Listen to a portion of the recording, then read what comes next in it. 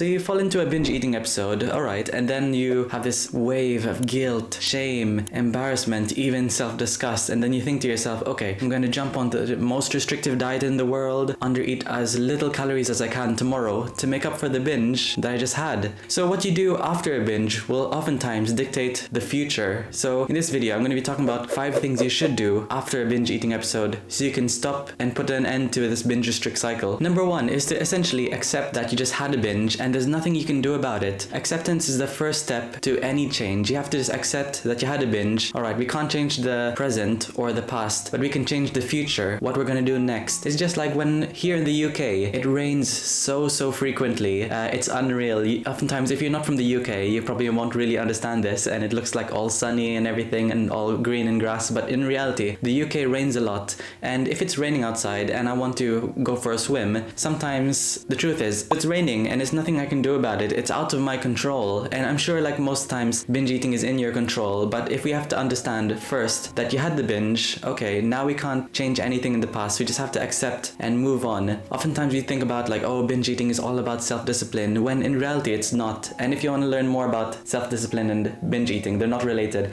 check this video out here. So the thing is, arguing with reality is actually going to use up so much mental energy. If I'm going to be thinking, oh, I'm just so guilty, I'm the worst person in the world, I'm worthless, I have no self-discipline, I have no willpower, then it's just going to be spiraling me into this shame and guilt cycle. And when I'm going to go to bed drowned in shame and guilt, and the next morning I'm going to be so mentally exhausted already. Do you ever wake up the next morning after a binge and you just feel like, oh, I just feel like I'm so mentally exhausted? It's because you've been drowning yourself in shame, guilt, and trying to replay the binge and the guilt again and again and again in your head. The second thing you should do after a binge eating episode is implement this DBT skill, the dialectical behavioral therapy skill called opposite action. So opposite action goes by the idea that when you have a difficult emotion or a difficult experience, let's say you had a massive binge eating episode, okay, your common response is to feel guilt, shame, embarrassment, to try to jump onto a really restrictive diet the next day. Well, how about we do the opposite of that? Because when we struggle with the binge restrict cycle where we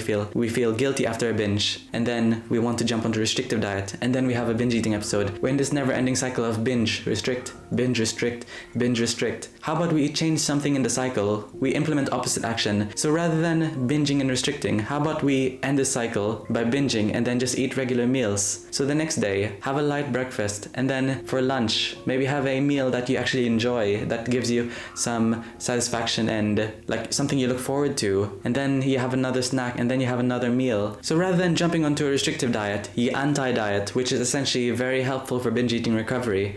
So implementing opposite action is a very powerful skill. And also the same thing with self-care. So rather than falling into shame, guilt, and embarrassment, how about you give yourself some self-care? You have a nice bath, you have a nice walk outside, you listen to a nice podcast, and it will be very difficult. There's no denying it's going to be very difficult to implement all of these things, the opposite of these, because you're going against your natural emotions, your natural response. But the point of opposite action is you're trying to associate difficult emotions and difficult thoughts with good actions and healthy thoughts. So you're trying to associate these, you're trying to like create a link. And the more you try to implement these coping habits, opposite action, after a binge eating episode, then you'll be in a much better place to reduce your binge eating urges for the next day and even for the future. It's a really helpful coping skill. So number 3 is to go for a light walk. So oftentimes it's very easy to fall into guilt, and then you try to go to bed as quick as possible just to like sleep through the guilt, shall I say. But this is actually quite unhelpful, because after a massive binge eating episode, it's easy to struggle with heartburn because you ate in so much food, there's acid in your stomach, and then you're trying to lie down and it just all coming up and you get this pain in your chest. Have you ever got that pain in your chest? That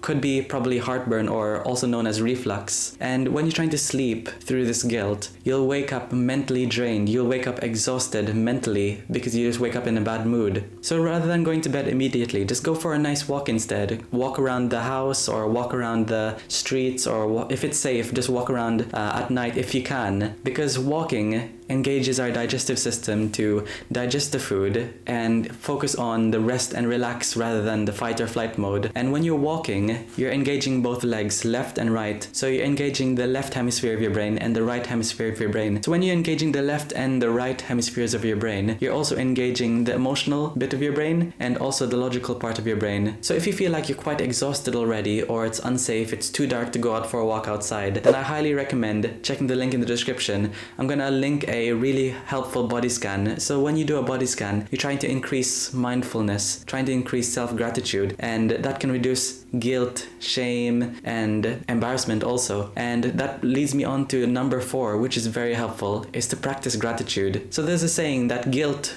robs you of the moment you're in, but gratitude reclaims it. So what I want you to do is, after a binge eating episode, grab a journal and then write down 3 things you're grateful for. And it can be as little as possible, like the smallest thing as possible, or something that quite major. So something small is like, okay, I'm grateful that I woke up in the morning. I'm grateful that I really enjoyed my cup of coffee in the morning. I'm also grateful to have many friends. And then as you progress later on, you can be much more specific with your journaling. And if you get a hang of journaling, you can be much more specific with the journal entries. So you can be much more specific, or like, I really enjoyed this lasagna pasta bake with tuna, which my mom made for me for lunchtime at 12 o'clock, and I really enjoyed the taste of this. The flavor was amazing, and I'm really grateful that my mom just made it for me, because oftentimes she doesn't cook and stuff like that. So you can practice gratefulness. That's an easy way, an easy segue to practicing gratitude. So number 5 is to create short goals. So sometimes it's easy to fall into the trap of, okay, I struggle with binge eating 3 times a week. Next week, I'm gonna focus on only having 2 binges a week. That's quite a vague goal.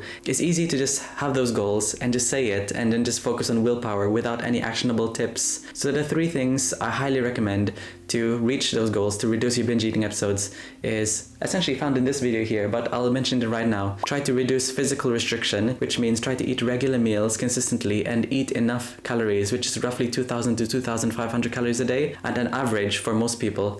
And then try to include the foods you love. So it's important to include the foods you love, like cookies, cakes, and brownies, because if you're including the foods you love, you're getting rid of this mental restriction. Because sometimes we just eat food for psychological satisfaction, but you're much less likely to overeat on these or have a massive binge eating episode if you're eating regular meals, which is getting rid of physical restriction. And number 3 is to get rid of the all or nothing mindset. So the all or nothing mindset is the mindset that sometimes when we eat the cookie, we have this mindset that, okay, I'm gonna eat all of the cookies, I'm gonna clear out all my cupboards, I'm gonna have a massive binge eating episode, I promise I'm gonna start on Monday. So this is the all or nothing mindset. So if you want to learn more about these very specific actionable tips to end binge eating, check this video here. But going back, it's important to set very clear goalposts. So what I highly recommend is, rather than saying I'm gonna promise to myself next week I'm gonna have 2 binges, so having these little goals will be very helpful, and it'll make those mini wins, and it improves your self-confidence, your self-esteem. So like with the breakfast thing, I'm gonna have breakfast tomorrow morning. You have a breakfast, and then that's a mini win, and then the next time, tomorrow, you have breakfast again, that's another win. And then you can start to implement another goal. Okay, I'm gonna have a lunch that contains protein, fats, carbs, and fiber. Okay, that's another mini goal. So I'm having breakfast, that's a win. I'm having lunch, that's another win. That's very balanced. And then you can make these little tips, which are linked in this video here, on how to reduce your binge eating episodes. So keep on setting little goalposts. So SMART goals essentially means they're specific, measurable, achievable,